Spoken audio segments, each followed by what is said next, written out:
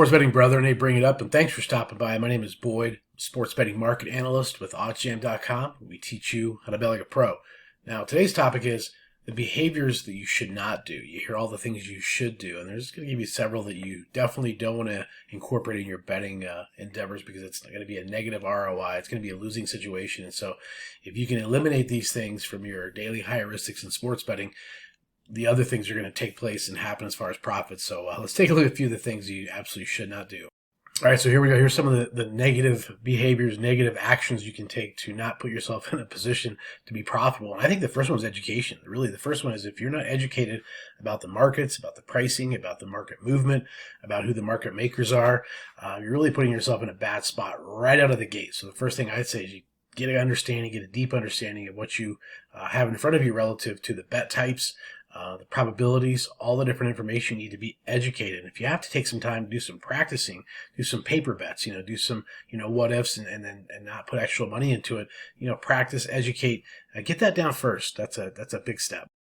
All right, I mentioned education and understanding kind of what's ahead of you with the markets and the details of the sports betting, the terms, just the jargon and the vernacular. But right behind that is the education and the math. If you don't understand the probabilities, the math, how that all works, it's really going to be a struggle for you to make any profits and any progress. Because if you don't understand conceptually how this works in a markets-driven type situation, it's going to be tough for you to make money by not understanding the numbers, key numbers in all the different sports, key numbers in the totals, key numbers in point spreads, all the details you need to know to understand the math. It's a big step. So another thing, if you don't understand it, better start to.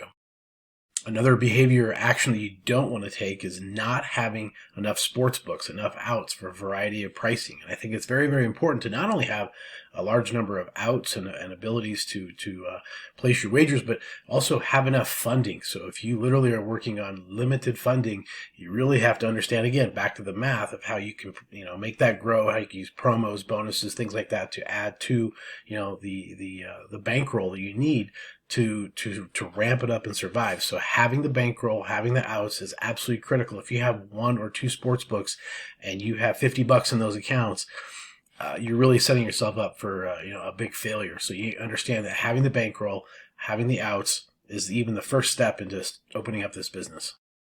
All right, so you've got the education, you've got the funding, you got your bankroll set up with the various sports books. You're ready to roll. Not yet. You need to know how to hunt, where to hunt, what you're hunting for, and the setups, the opportunities and the situations you're looking for to put you in the best possible position. That's where I highly recommend you start, certainly with derivatives and alternative markets, as well as player props. Player props in these types of areas are where you're going to find a lot of opportunities and a lot of profitability in positive EV betting. If you jump in immediately and play the point spreads in the NFL, it's a losing proposition. It's going to be a real big challenge. So put yourself in a position to understand what you're hunting for, how to hunt, and then your strategies and your methods and the heuristics you're going to use to identify those opportunities in those areas. You're going to have greater success in that, developing that first, than you will certainly go up against an NFL total or even in some cases some NBA games and totals and spreads, just because that's the liquidity and the difference in the markets. So highly recommend you understand the markets. All right, guys, lastly, I want to, say don't stop learning.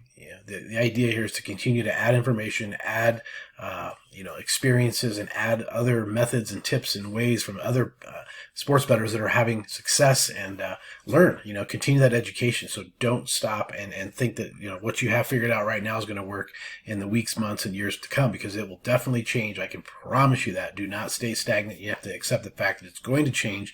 And if you stop, what you're doing as far as the expansion of your education, that's going to really be a downfall. So make sure you continue to reach out, continue to learn, and keep updated on everything that's going on in the markets and all in sports betting.